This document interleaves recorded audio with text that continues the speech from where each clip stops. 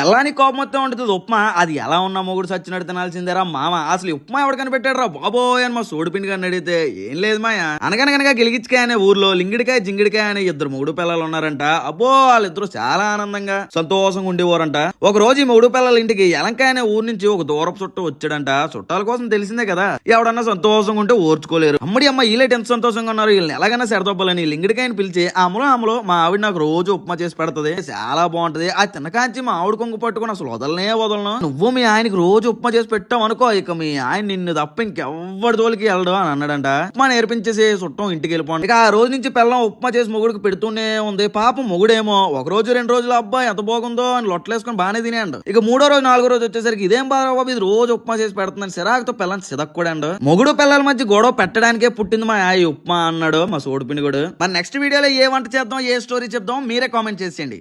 Like करे, follow करे, share करे.